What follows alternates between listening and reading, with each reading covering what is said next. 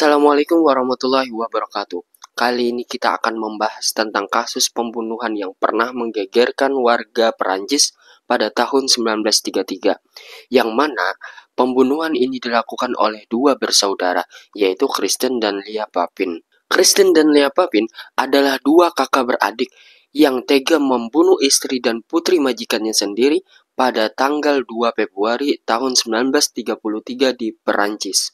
Kristen dan Lia Papin, dia mempunyai orang tua yang mana ibunya bernama Klien dan ayahnya bernama Gustav. Sebelum mereka menikah, Klien ini menjadi pembantu rumah tangga di salah satu rumah orang kaya yang ada di sana.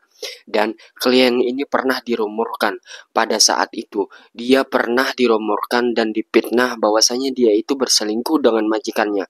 Akan tetapi, Gustav tetap menikahi si Klien karena si Gustav ini setelah jatuh cinta mati sama si Klien ini. Dan pada bulan Oktober 1901, si Gustav ini menikahi Klien. Dan pada 5 bulan pernikahan pertama mereka dikaruniai seorang anak pertama yang bernama Emilia. Karena sang suami si Gustav ini masih curiga kalau istrinya si Clement ini berselingkuh dengan majikannya, akhirnya Gustav menginfokan kepada keluarganya bahwasanya dia akan pindah keluar daripada kota Limens. Akan tetapi keputusan Gustav ini yang mau pindah dari kota tersebut ditolak oleh Clemens. Kenapa? Karena Clemens menganggap lebih baik dia bunuh diri daripada harus meninggalkan kota Limens. Karena perdebatan dan perselisihan mereka tersebut, akhirnya pernikahan mereka mulai memburuk. Dan Gustav selalu meminum alkohol. Dan pada usia Emilia umur 10 tahun, Emilia dikirimkan oleh ibunya ke panti asuhan. Kenapa? Karena ibunya Emilia yaitu Clemens itu mengetahui bahwasanya Gustav ayah daripada Emilia yaitu suaminya sendiri telah memperkosa anaknya sendiri yaitu Emilia pada usia 10 tahun. Meskipun pernikahan Clemens dan Gustav ini memburuk karena mereka ini cekcok karena fitnah antara Clemens ini yang berselingkuh dengan si majikannya dan Gustav ini yang ingin pindah dari kota Limens, akan tetapi si Clemens ini nggak mau dan si Gustav ini akhirnya minum alkohol sampai dia memperkosa anaknya sendiri. Meskipun pernikahan mereka itu buruk, akan tetapi pada tanggal 8 Maret 1905 mereka melahirkan anak kedua namanya Kristen Papin. Akan tetapi setelah Kristen ini lahir, Kristen ini diberikan oleh ibunya si Clemens ini kepada bibi dan pamannya dari pihak ayahnya karena si Clemens ini menganggap dia tidak dapat mengayomi dan tidak dapat menjadi ibu yang baik bagi Kristen karena dia lebih mementingkan mentalnya akibat pernikahannya yang buruk dengan Gustav ini. Dan dari lahir si Kristen ini dirawat oleh bibi dan paman dari pihak ayahnya selama 7 tahun. Dan ternyata lagi pada tanggal 15 September tahun 1911 ternyata Clemens ini melahirkan anak ketiga yang bernama Lea dari pernikahan dia dengan Gustav. Padahal pernikahan mereka ini lagi dilanda keburukan. Akan tetapi mereka masih melahirkan anak ketiga. Akan tetapi si Lea ini dikirimkan oleh Clemens kepada paman dari pihak ibunya, yang mana pamannya ini memang tinggal bersama Clemens ini dari kecil hingga pamannya ini meninggal. Clemens ini menganggap bahwasanya dia belum bisa menjadi seorang ibu yang baik dan mengayomi untuk anak-anaknya karena dia lebih mementingkan kesehatan mentalnya akibat pernikahan dia yang buruk bersama Gustav. Karena si Gustav ini diyakini oleh Clemens telah memperkosa anak pertamanya yang bernama Emilia pada usia 10 tahun. Setelah berlangsung beberapa lama, akhirnya Kristen dan Lea Papin ini dikirim oleh ibunya si Clemens ini ke panti asuhan dan bertemu dengan Emilia. Akhirnya mereka bergabung tuh 3 saudara, Emilia, Kristen, dan Lea Papin. Nah, mereka ini dikirim di panti asuhan Katolik Bon Pastor, yang mana panti asuhan ini terkenal di kota tersebut dengan kedisiplinannya dan peraturannya yang sangat ketat. Menurut Clemens, ketiga anaknya ini akan berada di panti asuhan sampai usia 15 tahun, sampai mereka mendapatkan pekerjaannya masing-masing. Akan tetapi, pada tahun 1913, Clemens dan Gustav ini akhirnya memilih bercerai setelah menjalani pernikahan mereka yang buruk. Dan Amelia ini, pada tahun 1918, dia memutuskan untuk menjadi biarawati. Setelah dia menjadi biarawati, hubungan dia dengan keluarganya dan adik-adiknya itu menjadi sangat jauh. Nah, ternyata keputusan sang kakak Amelia, anak pertama daripada Clemens dan Gustav, yang mana Amelia ini ingin menjadi biarawati pada tahun 1918, dia juga diikuti oleh adiknya yaitu Kristen. Dan Kristen ini ingin mengikuti jejak kakaknya si Amelia ini untuk menjadi biarawati. Akan tetapi ibunya si Clemens ini melarangnya. Dan si Kristen ini dilatih oleh ibunya untuk menjadi pembantu rumah tangga. Dan si Kristen ini dikenal dengan sosok yang sangat baik dan pekerja keras, dan dia ini menjadi juru masak yang sangat bagus. Akan tetapi, meskipun begitu, dia kadang membangkang dengan pekerjaannya. Sedangkan si adiknya ini, si Lea ini, digambarkan dia ini orangnya pendiam, tertutup, akan tetapi dia ini penurut. Tapi cuman minusnya ini, si Lea ini kurang cerdas dibandingkan si kakaknya ini, si Kristen. Nah, mereka berdua ini menjadi pembantu rumah tangga di berbagai rumah yang ada di kota Clemens. Akan tetapi Clemens, si ibu daripada Kristen dan Lea ini, tidak puas dengan gaji mereka berdua ini, hingga akhirnya Clemens ini mengeluarkan mereka dari pembantu rumah tangga di rumah tersebut dan mencari pekerjaan lain yang mana gajinya itu lebih tinggi dibandingkan pembantu rumah tangga yang ada di rumah tersebut. Setiap para majikan yang mana pembantunya ini adalah si Kristen dan Lea, para majikannya itu pasti merasa puas hasil kerjasama antara kakak beradik ini, karena mereka ini bekerja memang sangat profesional. Setiap majikan yang memperkerjakan mereka berdua ini pasti merasa puas dengan pekerjaan mereka. Dan pada tahun 1926, Kristen dan adiknya si Lea ini menemukan posisi live-in sebagai pembantu di 6 Rubuyer untuk keluarga Lensilen. Nah, dari sinilah kisah pembunuhan mereka bersaudara ini kepada istri dan putri majikannya tersebut. Mansur Lensilen ini, dia ini mantan seorang pengacara dan istrinya bernama Madame Leonie Lensilen. Dan mereka mempunyai putri bungsu yang bernama Genevieve yang tinggal bersama mereka tersebut.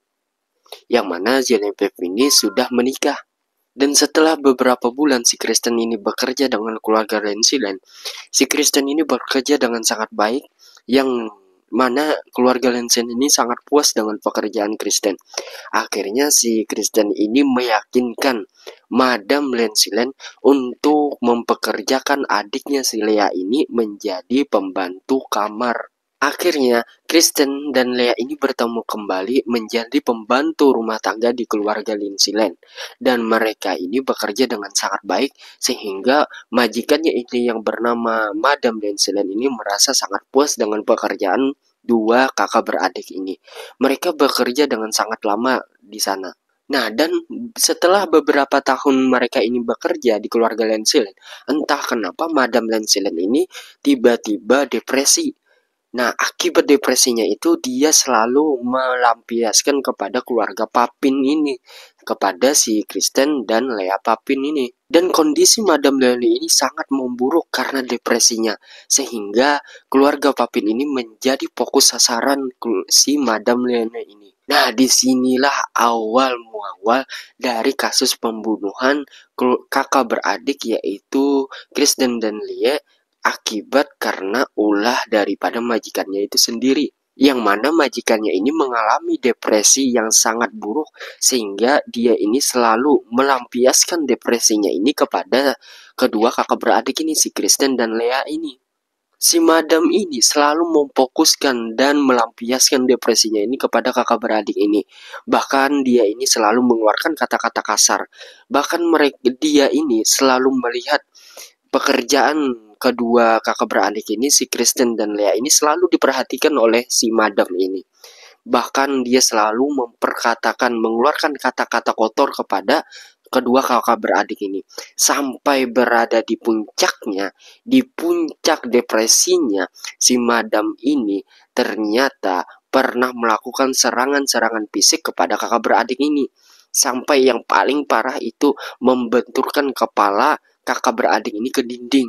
Jadi si madam ini ketika dia depresinya itu mulai memburuk, si madam ini membenturkan kepala Kristen dan Lea ini ke dinding, sehingga membuat Kristen dan Lea ini menjadi dendam.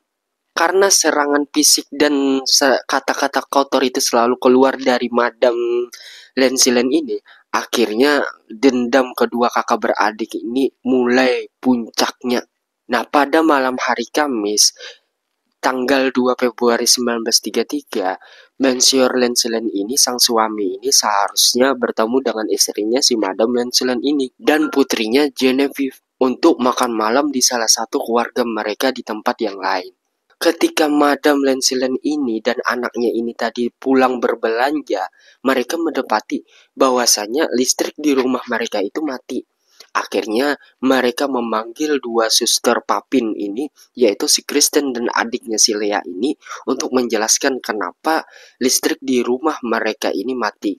Akhirnya salah satu mereka itu menjelaskan bahwasanya si Kristen ini mencolok setrika yang rusak hingga membuat listrik di rumah Madame Leone ini mati. Mendengar pernyataan daripada keduanya tadi, akhirnya Madame Linslen tadi menjadi kesal.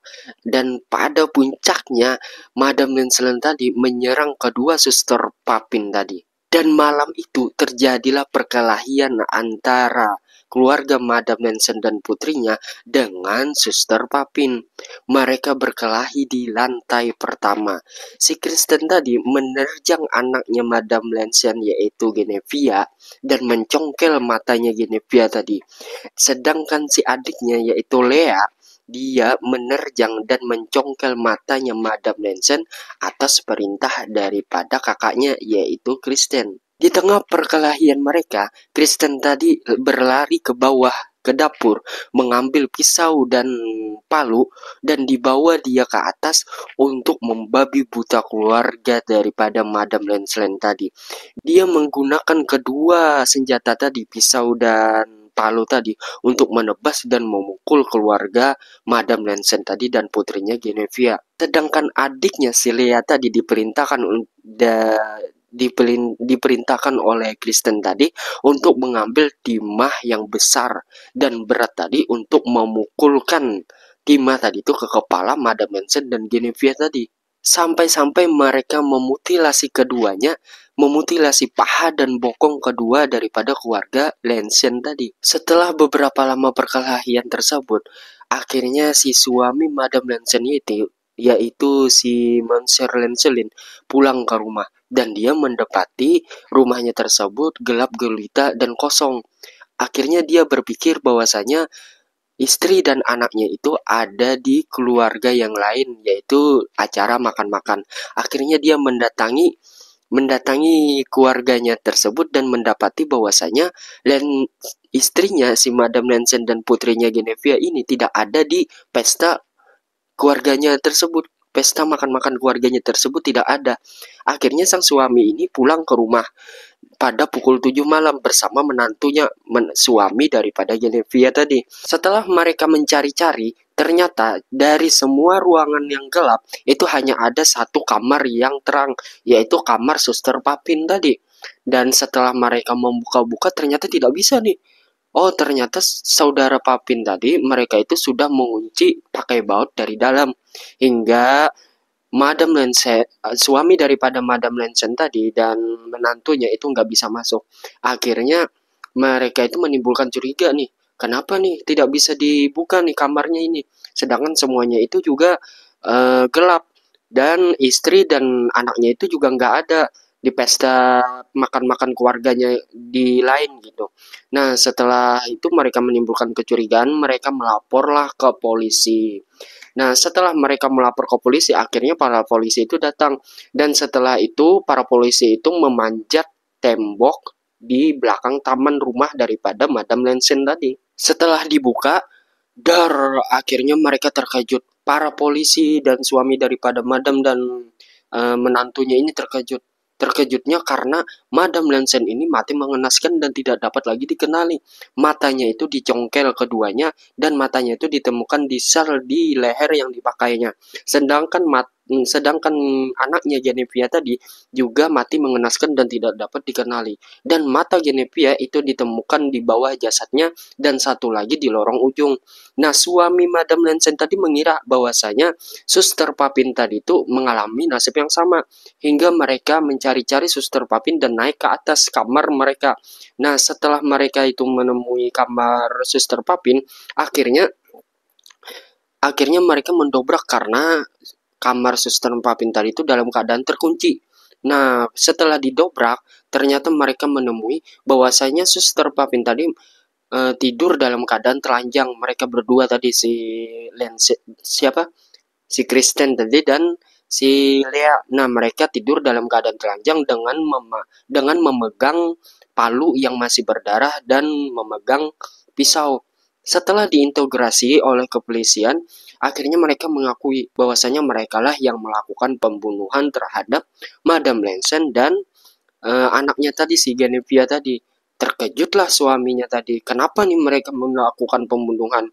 Nah, akhirnya si Suster Papin tadi mengaku bahwasanya mereka itu hanya membela diri. Setelah mendengar pernyataan dari keduanya tadi, si Kristen dan adiknya Lea tadi, nah, akhirnya pihak kepolisian membawa keduanya tadi, si Suster Papin tadi, ke dalam sebuah persidangan. Nah, setelah mereka itu diintegrasi oleh para hakim, mereka mengakui dan bertanggung jawab atas kasus pembunuhan tersebut. Akan tetapi juga mereka saling membela diri karena mereka melakukan pembunuhan tersebut karena dinaluri dinaluri karena mereka itu membela diri ketika si Madam Nansen tadi ingin menganiaya keduanya. Akhirnya karena pengakuan mereka itu, mereka akhirnya dipenjarakan oleh pihak kepolisian di sana dan akan tetapi Kristen dan Lea ini dipenjara terpisah yang membuat Kristen ini depresi dan tertekan karena terpisah dengan saudarinya tersebut. Di pengadilan mereka itu mengakui atas kesalahannya tersebut.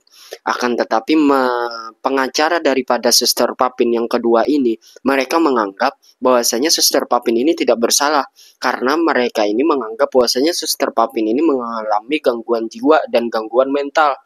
Nah, setelah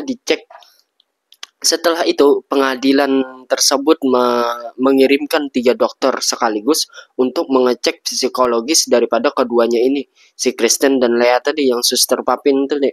Nah, setelah dicek ternyata Kristen dan Lea ini tidak mengalami gangguan jiwa dan psikologisnya juga bagus dan mereka itu berhak diadili atas perbuatan jahat mereka yang telah membunuh keluarga Madam tadi. Nah, setelah itu mereka ini diduga melakukan hubungan seksual keduanya. Kasih sayang Kristen ini kepada Lea itu begitu besar, yang mana ini memang ikatan keluarga antara mereka. Dan mereka ini tidak ada sama sekali hubungan incest yang dikatakan oleh orang-orang. Akan tetapi pada bulan September tahun 1933, selama pengadilan, keluarga Suster Papin ini memang memiliki catatan medis psikolog. Pamannya meninggal karena bunuh diri, sedangkan sepupunya meninggal di rumah sakit jiwa. Dan para komunitas psikolog, mereka itu saling berdebat mengenai diagnosa yang dialami oleh Suster Papin tadi, yaitu Kristen dan Lea. Setelah mereka mengalami perdebatan yang cukup panjang, akhirnya komunitas psikolog itu mencatat dan menyimpulkan bahwasanya Kristen dan Lea ini yang bersaudara ini mengalami penyakit Shred Paranoid Disorder, yang mana salah satu pasangan ini mendominasi yang lain, terutama si Lea ini yang terkenal tertutup dan pendiam dan juga lemah lembut. Tetapi dia dibayangi dan tunduk kepada kakaknya ini, si Kristen ini, yang mana Kristen ini keras kepala dan dominan. Setelah persidangan itu membutuhkan waktu 40 menit untuk membuktikan bahwasanya Kristen dan Lea ini bersalah, akhirnya pengadilan pada waktu itu menyatakan bahwasanya Kristen dan Lea ini bersalah karena telah membunuh majikannya sendiri dan anak majikannya. Nah, sedangkan si Lea ini, dia ini diberi hukuman 10 tahun karena dia dipengaruhi oleh kakaknya si Kristen tadi. Nah, sedangkan si Kristen tadi itu dijatuhi hukuman mati oleh oleh pengadilan di sana. Akan tetapi diringankan hukumannya itu menjadi penjara seumur hidup. Selama di penjara, Kristen dan Lea ini memang dihukumkan terpisah. Nah, akan tetapi Kristen ini karena terpisahnya dia dengan adiknya, adik semata wayangnya, dia mengalami depresi yang sangat mendalam. Dia mengirimkan beberapa surat memohon kepada para penjaga untuk bisa bertemu dengan Lea. Akan tetapi surat-suratnya itu semua ditolak. Permintaan-permintaannya itu semua ditolak oleh para penjara, oleh para penjaga penjara, kepolisian pada waktu itu. Nah, hal itu yang membuat kegilaan dan menyiksa dirinya sendiri bagi Kristen. Dan akhirnya Kristen itu dibawa ke rumah sakit di Rennes dengan harapan si Rennes ini mampu sembuh dari kegilaannya dan penderitaannya karena terpisah dari adiknya. Akan tetapi, selama di rumah sakit jiwa, dia makin menggila dan dia itu makin menyiksa dirinya sendiri. Dan pada tanggal 18 Mei 1937, akhirnya Kristen ini meninggal dunia karena menyiksa dirinya sendiri. Dan dia mengalami penyakit menepis atau dysphagia. Sedangkan Lea ini bernasib sebaliknya dari kakaknya tadi. Si Lea ini bernasib lebih baik daripada kakaknya. Dia hanya dihukum 8 tahun penjara karena dipotong dari 10 tahun ke 8 tahun penjara. Karena dia itu selama di penjara dia berperlakuan baik. Dan akhirnya pada tahun 1941 Lea ini akhirnya dibebaskan oleh pengadilan kepolisian di sana dan dia tinggal di kota Nantes bersama ibunya. Selama dia keluar dari penjara dan tinggal bersama ibunya di kota Nantes, dia memalsukan identitasnya dan mencari nafkah sebagai pelayan hotel.